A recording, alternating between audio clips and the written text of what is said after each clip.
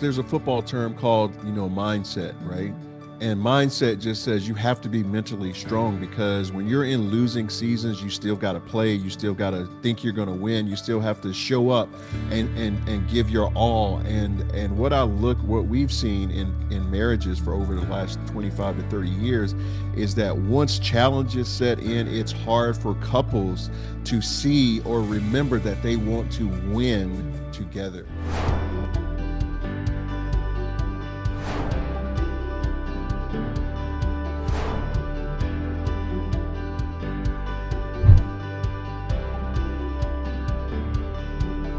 Welcome to Think Eternity with Matt Brown, and it's such a privilege to have George and Tondra Gregory with me. Thank you so much, George and Tondra. Thank you Yeah, so much for having us. we're We're excited. excited. We Yeah. woke up this morning and said we're going to be on Think Eternity. Yes, Yes. sir. I love that. Well, thank you.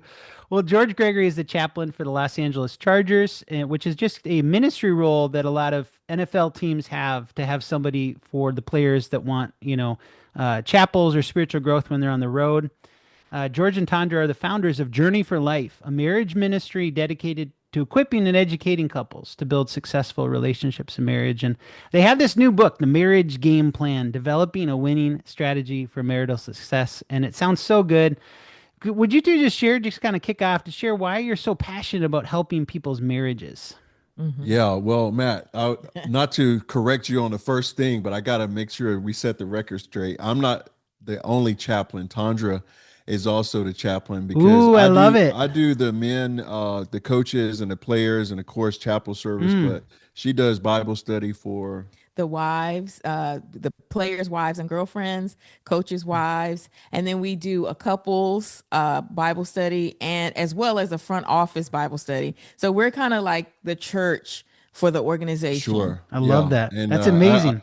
Matt, I often tell So good. people when I'm doing podcasts like this, I often tell people Tondra can go anywhere in that building she wants to go besides the locker room for fear she may leave me for one of those 12 pack dudes and I only have one pack left. That's all I got, one pack. So yeah, we because we've been doing this Mhm. together, and Tandra's a professional counselor, Yes. so we understand that the culture that we live in, that we've been helping for the Yes. last 16 seasons, they need a lot of help, right? Hmm. Statistically, they say that NFL marriages end 70% in divorce after retirement. Hmm.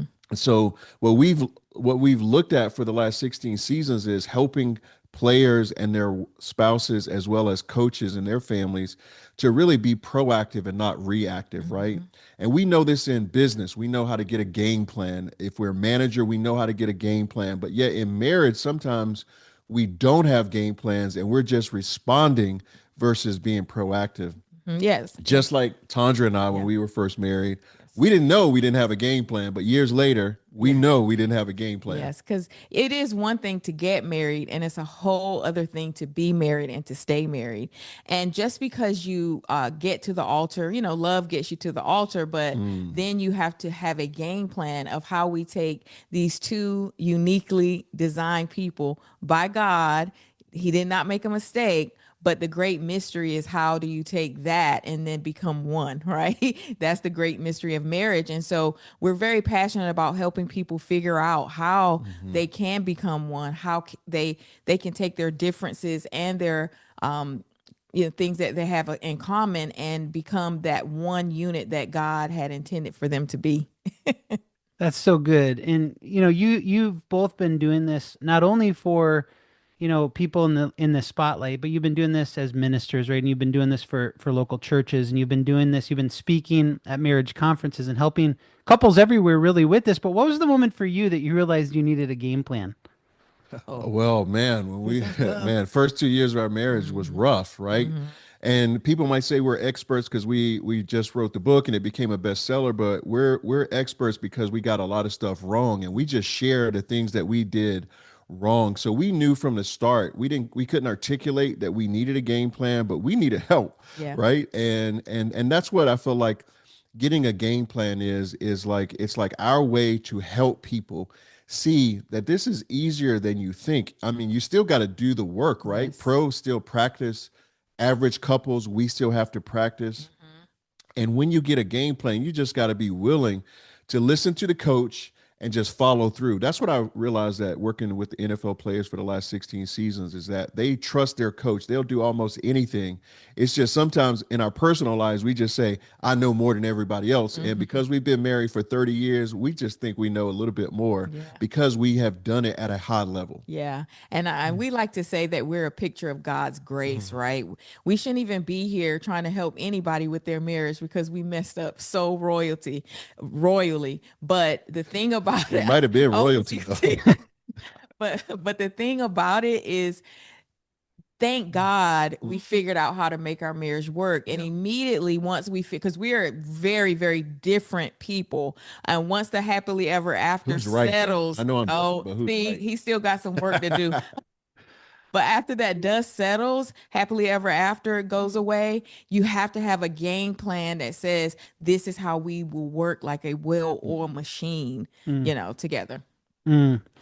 What do you feel like is one of the biggest issues in marriages that you have mentored and encouraged and, from the, congregation to the conference that most people get wrong?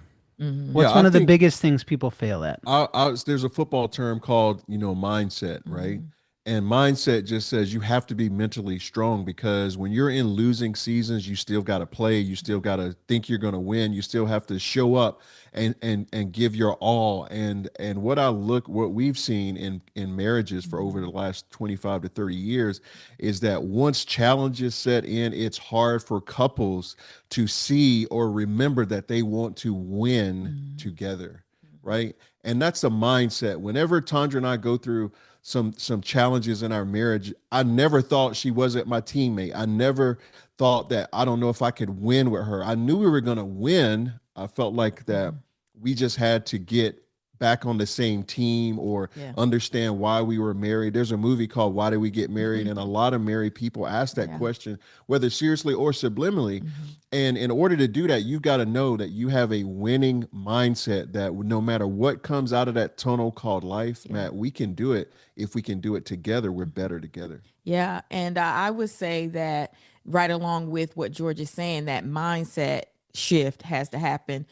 In addition, I think I hear a lot of couples having a difficult time figuring out their game plan for communication, Mm. whether that's tackling tough conversations or trying to remain on the same team when they're having conflict. So helping couples figure out just how to talk about hard things, because when you're married, your emotions are so involved, and the person you love the most can hurt you to the deepest. So Wow. that's really scary, a scary situation to be in. And so couples are in a very defensive, protective mode. So, yeah, so those are some of the areas that I find that couples are having a tough time figuring out a game plan for.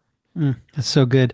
As I hear you talk, I just think like God wants your marriage to win. To our listener, Hmm. to our viewer, God wants your marriage to win, and He Hmm. wants to help you find that. But a lot of times it just takes these tools like these guys share about and write about. And one of the things I heard that kind of I was reminded of as you shared is just that we got to learn to fight for each other when you're fighting. Hmm. Remember, you're fighting for each other, not Sure. against each other, not with each other. But it's like, yes, we're fighting for clarity, or there's something we're frustrated with each other about, but you're fighting together for each other, right? And so remembering that when you're talking, and how do you feel like people can learn to communicate more effectively in their marriages? Hmm. Well, again, I'll probably back out and say mindset, right? So we Hmm. teach this concept that we're on the same Hmm. team. And Matt, you're talking about conflict. When you're in conflict, Yeah. and we call our fights that we have, we call it intense fellowship because Hmm. we're Yeah. believers, right? So when we have these moments of intense fellowship, what we have to realize is that sometimes the tone might come out wrong, the words might come out wrong, but our mentality is this: we're on the same team. And if we're on the same team, we're not enemies, Hmm. right? The Chargers know whoever we line up against, we're on the same team. They're the enemies. We're not each other's enemy. And so Tandra and I, we had to learn that whatever we went through, we're still on the same team. And I just feel like in conflict, sometimes you think your wife or your spouse is an opponent, and you've got to defend against them and whatnot. But over 30 years, what we've Hmm. realized is Hmm. this: right here, no Hmm. matter what we do, no matter Hmm. what we go through, we're on the same Yeah. team. And I feel like that can get us through any conflict because I want to take her home every single night. Yes. Mm. And just to even add just another layer to what George is talking about with that team being a teammate and being on the same team. One thing that is very crucial when you need to have a good team that feels to operate together is you have to have trust.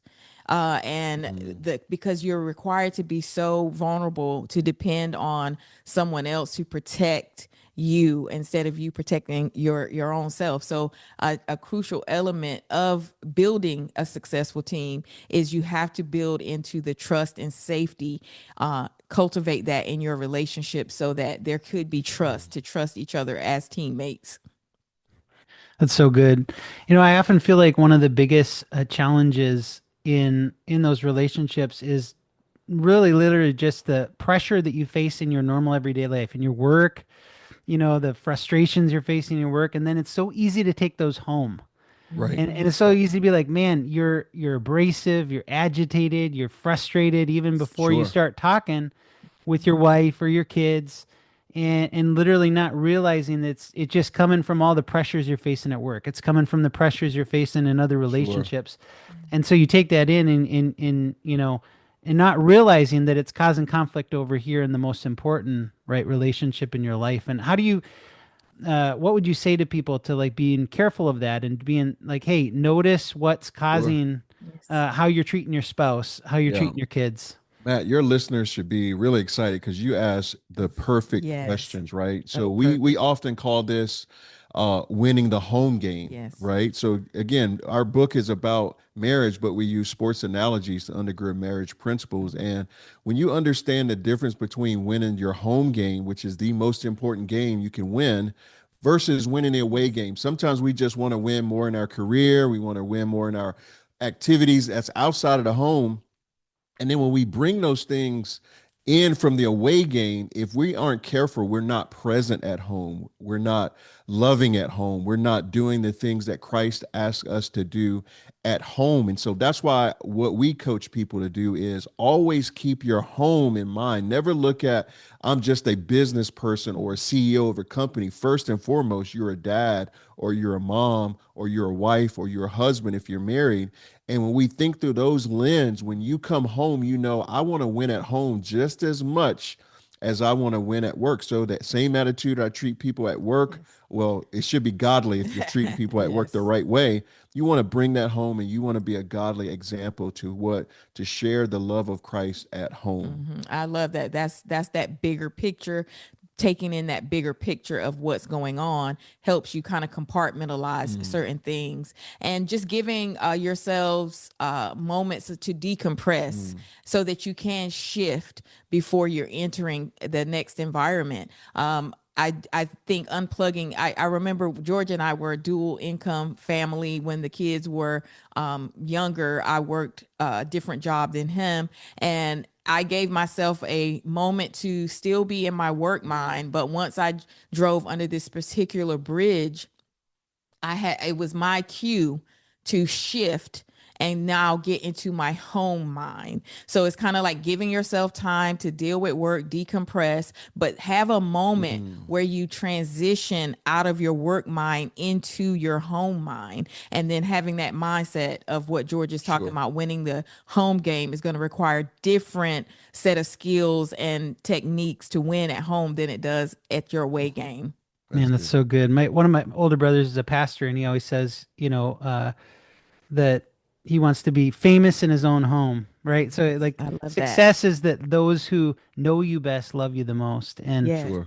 so, but it does feel like to me that's the hardest place, honestly, to win. yes, It's the hardest place because it's the people you're with every day. It's the people you're closest to. And so they see who you really are. And so you got to have grace for each other, but I also think it takes this intentionality that you're talking about where you say, Sure. this is where I want to win the most. Tell yourself Yeah. that every day. This is where I want to win the most. I want to win the most with my spouse. I want to win the most with my kids. And even sometimes when life is messy or stressful or Sure. difficult, I'm going to try to back up, right? I'm going to try to do what Tondra says, decompress and say, no, you know what? I apologize for that. I'm sorry for that. You're the most important to me. And so you just keep Sure. coming back to that to say, no, I Mhm. want, I want to walk in the fruit of the spirit, right? I Yes. want to have that in my life, but I want to Yeah. do it the most at home.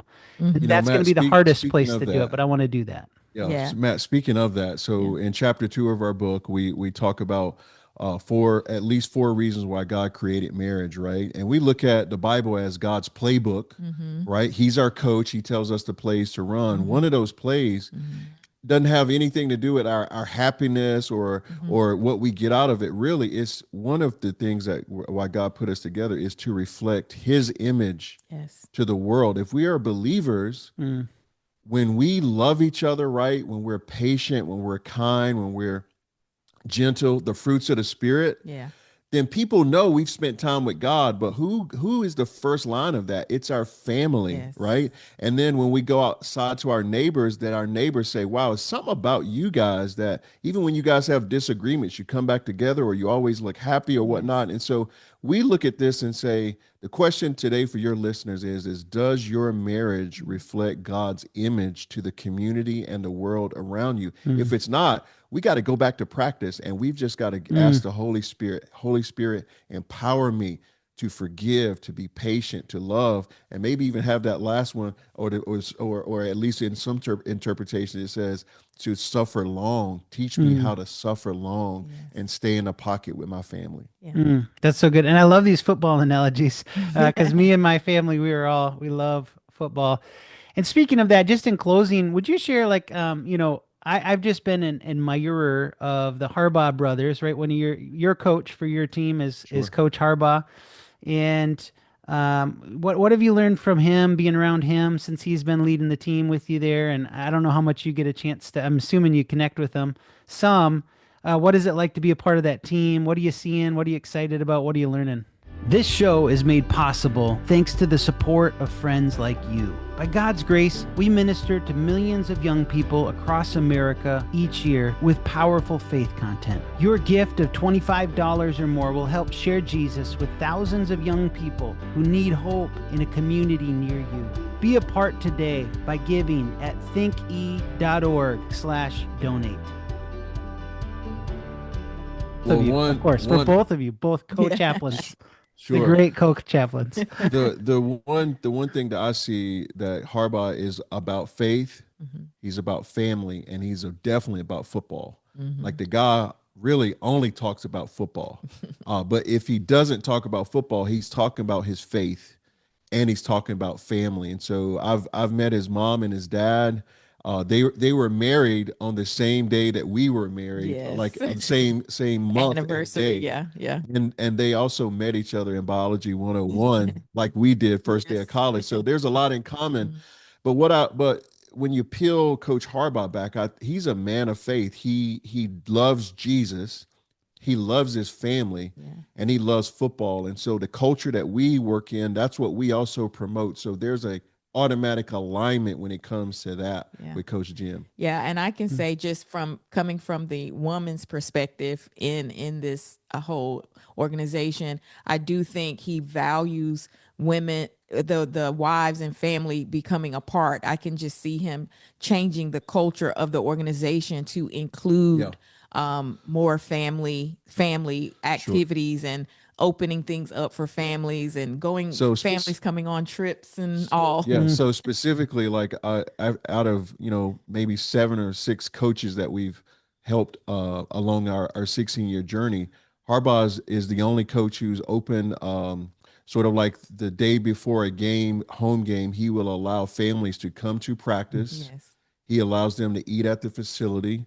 They can come on some of our trips, stay in the room with the players. He doesn't say Yeah. it's all about football. He Right. knows that in order to have a good football player, he's got his family has to be right. Yeah. And so he invites their family sometimes to work. And it mm, just gives the guys this notion to say he's different. And if Yes. mm, you talk to anybody, Coach Harbaugh, he's different. He's built different. Yeah. mm. Well, I'll just in closing say that nobody. I mean, you guys are always a threat. Your team's always a threat because you got, not only the players, but you got this coach that I feel like is absolutely, one of the greatest of all time. Sure. And so, well, so appreciate you guys again. This book, The Marriage Game Plan. developing a winning strategy for marital success. And where can people go to find more about and continue to be encouraged by your guys' resources and ministry? Sure, absolutely. They can go to our website, journeyforlifenow.org. They can follow us on social media, just whether it's Facebook or IG, it's at Journey for Life Now. Well, George and Tondra, appreciate you both so much. Such an honor to have you. Thanks for what you're doing. And it's been such a privilege. Thank you for having us, Matt. We really enjoyed this conversation. God bless. Thank you so much for joining us for this episode of The Matt Brown Show. Be sure to subscribe so you never miss a life-changing episode. Also, I'd love to hear from you, pray for you, and continue to encourage your faith at thinke.org.